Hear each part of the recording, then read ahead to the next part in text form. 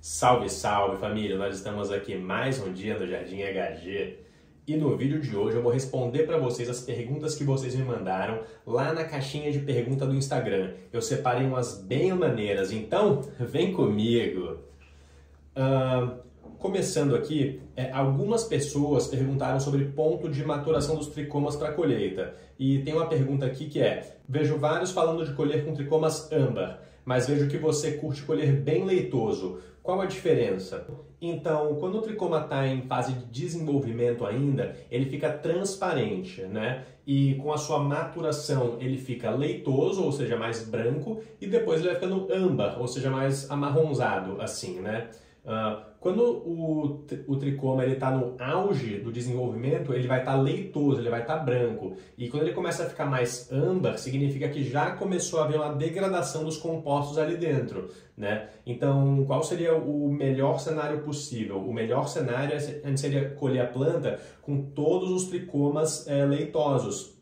Mas não funciona dessa forma, porque a planta ela tem diferentes velocidades de amadurecimento ali nela. Então, por exemplo, a parte superior da planta ela amadurece antes da parte inferior da planta, né? E mesmo num único camarão, né, numa única flor ali, a gente vai ter tricomas que ainda estão mais claros e tricomas que já estão mais leitosos e tricomas que já estão âmbar, né? Não mudam todos ao mesmo tempo, apesar de serem em pontos similares, né? Então, o cenário perfeito, o cenário ideal seria o quê? Colher com 100% dos tricomas leitosos, mas muitas vezes não vai acontecer isso. Então, o que eu julgo como o melhor ponto é no momento que começar a aparecer tricoma âmbar. Começou a aparecer tricoma âmbar, para mim esse é um momento maneiro para colheita, né? Vai estar no ápice ali, né, de canabinoides, de terpenos, e isso é o que eu estou buscando ali dentro da cannabis. Então eu julgo que esse seria o melhor momento. Se deixar a planta passar do ponto, né, e começar a ficar com muito âmbar, a planta também vai começar a ficar com um efeito mais sonolento, né? Então, de uma forma geral, é focar no momento que tiver o máximo de leitosos possível. Outro parceiro deixou uma pergunta aqui: plantas mais altas rendem mais gramas? Existe alguma relação direta entre altura e rendimento em gramas? De certo ponto, isso vai depender da forma de cultivo. Então, quando a gente está falando de um cultivo outdoor, onde é o sol que emite luz, né, e geralmente vai pegar a luz de todos os lados dela, eu diria que sim, uma planta mais alta, uma planta maior, vai sim render mais gramas, né? Porque ela está produzindo desde a parte superior da planta até a parte mais inferior da planta, né? Porque pega muito sol dos lados nela. Agora, quando a gente está falando de uma situação indoor, uma situação de home grow dentro de uma estufa, essa correlação ela já não funciona mais tanto assim dessa forma. Por quê?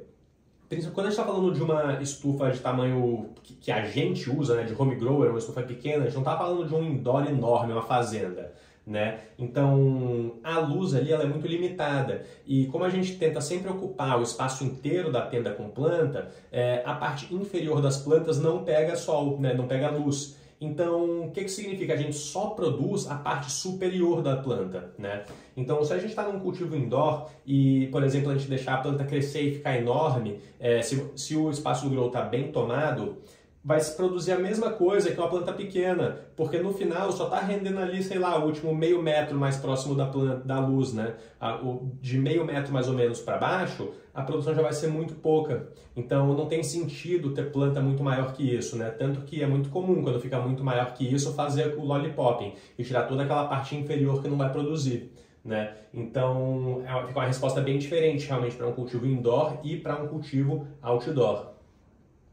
O Lucas também mandou uma pergunta aqui com relação ao flush. Então a pergunta é: o flush não corre risco de matar a planta pelo fato de ter que molhar ela bastante? E Lucas, não, né? Porque qual que é o negócio do flush? A gente não vai molhar todo dia, né? Então seria mais ou menos a mesma coisa de fazer uma rega diária. Porque quando a gente faz uma rega diária, a gente molha o vaso por inteiro e a partir dali ele vai secando, né?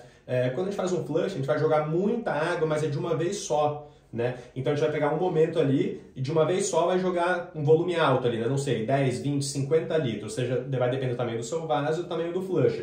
Só que esses 50 litros, eles não vão ficar presos ali dentro, né? Ele vai passar pelo vaso, vai fluir pelo vaso. No final das contas, o que vai ficar no vaso é a mesma coisa que você fez com uma rega pequena antes, só o quanto o substrato consegue reter, né, de água.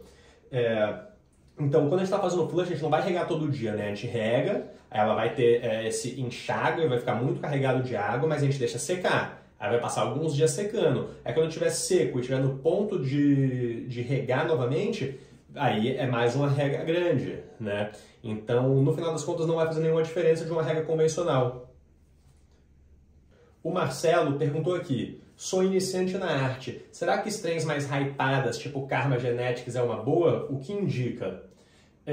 Cara, eu acho que é uma ótima, na verdade, né? Eu acho que mesmo desde o começo, se pode investir em boas sementes, vale a pena, né? Porque os frutos vão ser melhores. Então, geralmente, uma strain assim, de um seed bank renomado, de um produtor renomado, alguma strain que você já está pesquisando há algum tempo e está a fim de pegar, tá vendo a galera falar bem, vai produzir mais, né? O tempo de flora vai ser mais curto, a qualidade vai ser melhor. Então, quando comparando uma semente dessas com uma semente de, por exemplo, uma semente de prensado, uma semente da solta, assim, vai ser um cultivo muito superior, né? O resultado vai ser muito melhor e vai ser muito mais rápido.